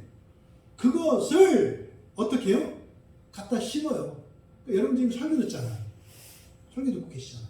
지금 여러분 마음에 이렇게 이게 심겨지는 거거든요. 그 겨자씨가 하나님 나라에 그 겨자씨가 여러분에 심겨져요. 심지어 여러분 인생에 심겨져요. 또 이 시대에 심겨져요. 그런데 여러분 여기서 지금 설교가 뭐 대단해요? 별로 대단하지 않잖아요. 그냥 들은 거 아니에요. 아무것도 아니잖아요. 겨자씨는 가장 사소한 거예요.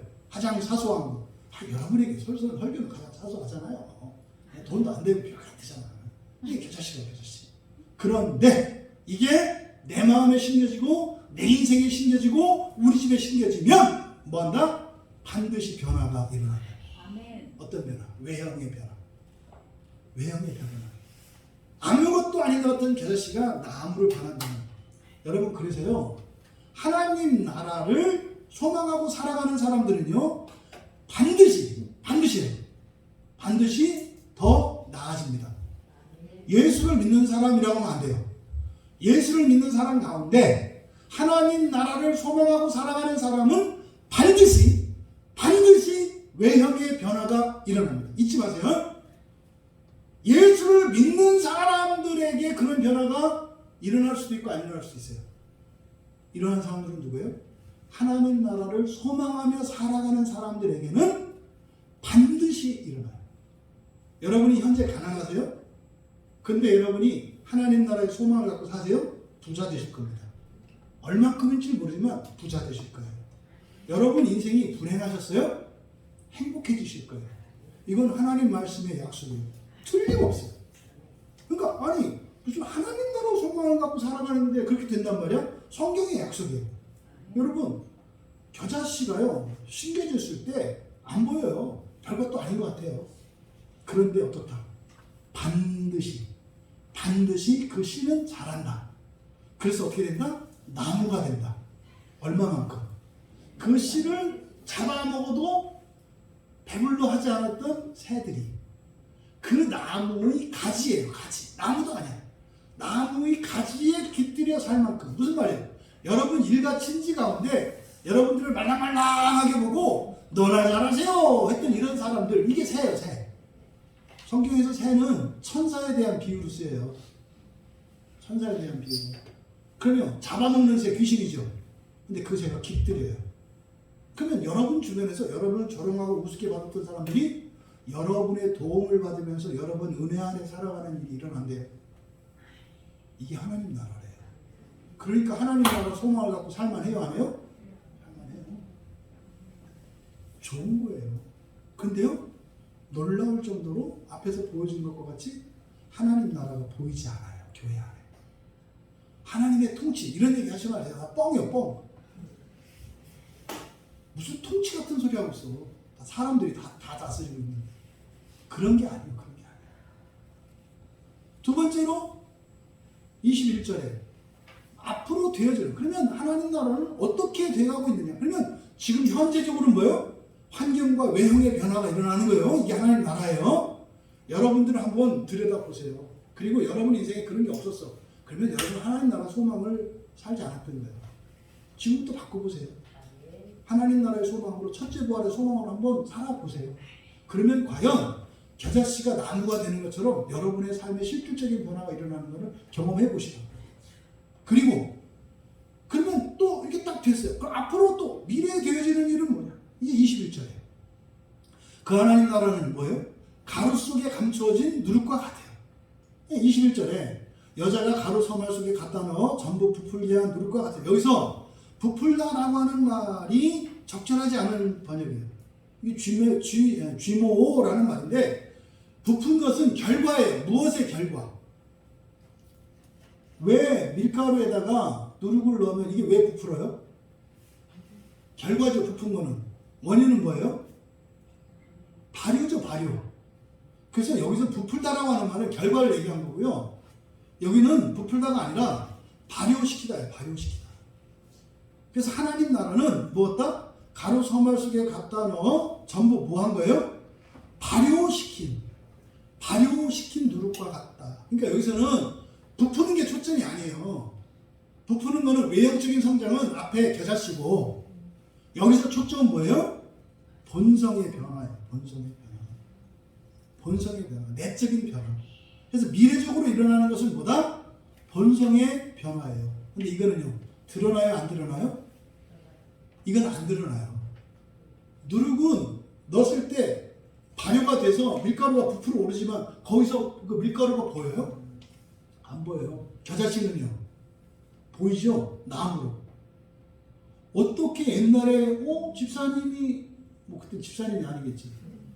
아줌마가 그때 그 아줌마라고? 이게 뭐예요? 겨자씨가 나무가 된 거예요. 아니겠구나. 상원님이 그때 그 아줌마라고? 뭐 이렇게 되는 거지. 이게 겨자씨, 겨자씨. 아, 진짜 상원님이 진짜요? 나 겨자씨였다니까? 이게 이제 겨자씨 현실에서 보는 거고.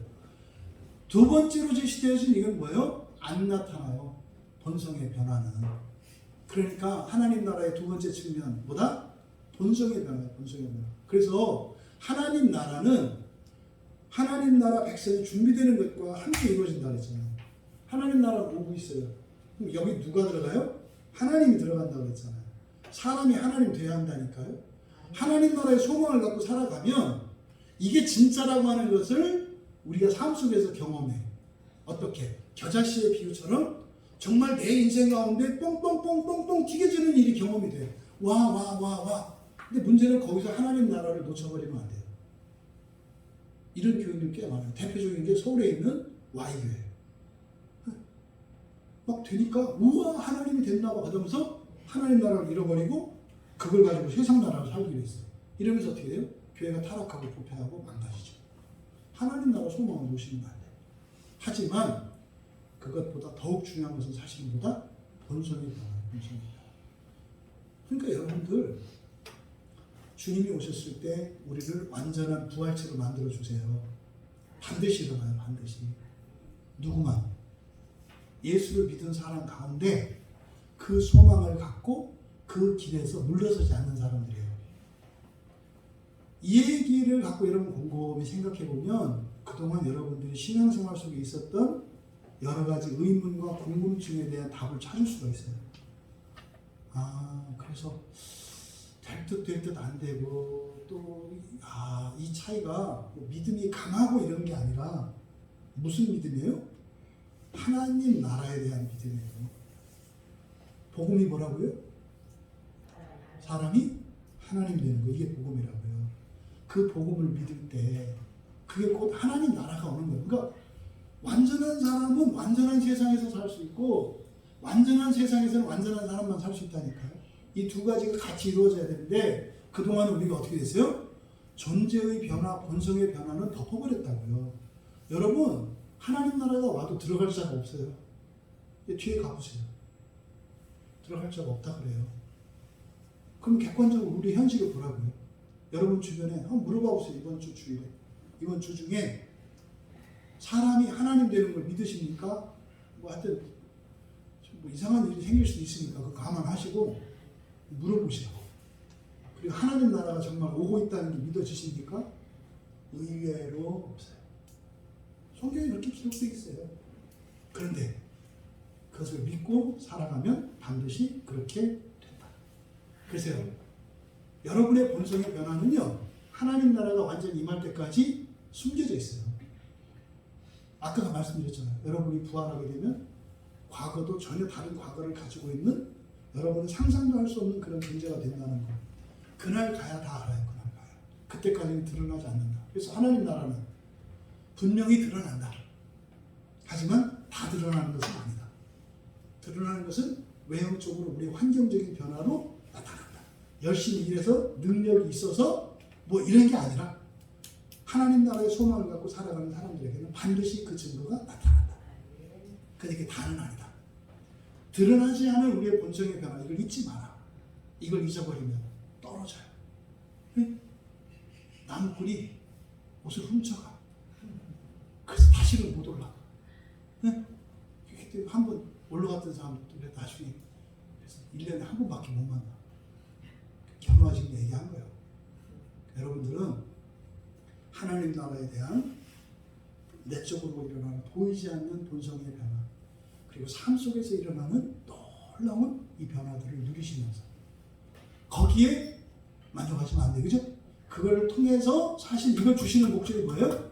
하나님 나라가 올 때까지 신앙에서 물러서지 않도록 하시는 거예요. 그래서 첫째 부활의 소망, 그 하나님 나라의 소망으로 살아가시기 바라요. 여러분 말씀을 정리합니다. 여러분 하나님 나라가 이 세상에서는요, 예수님이 세상을 통치하시고 이런 방식으로 나타나지 않아요. 기독교 역사 속에서 많이 했던 오류가 이거죠. 성시화 운동 이런 거 있어요. 뭐 안양 성시화 운동 본부. 칼빈도 제네바를 거룩한 도시로 만들려고 했어요. 그래서 어떻게 했어요? 다 죽여버렸어요. 말 안 들으니까. 하나님 나라는 그렇게 오는 게 아니에요.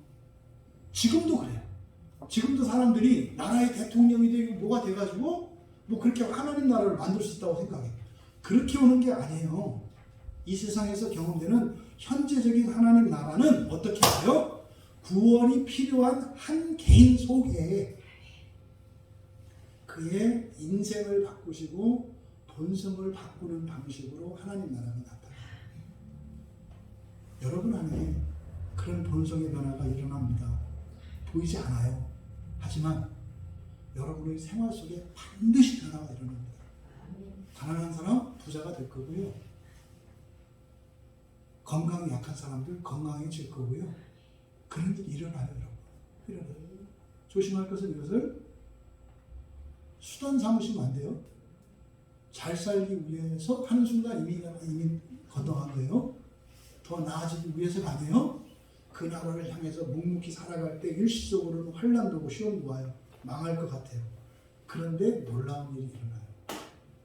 놀라운 일이 일어나요. 이 여자 보세요. 18년 동안 무시당하고 그렇게 살았어요. 근데 하나님 나라를 바라보고 살아가니까 어느 날 일어나더라. 근데 더욱 중요한 것은 뭐다? 본성의 변화다. 이렇게 하나님 나라를 소망하시면 그 하나님 나라를 누리시고 그렇게 경험하시며 살아가는 우리 모두가 되시기를 주님의 이름으로 축원합니다. 우리 말씀을 생각하며 잠시 기도합니다. 여러분들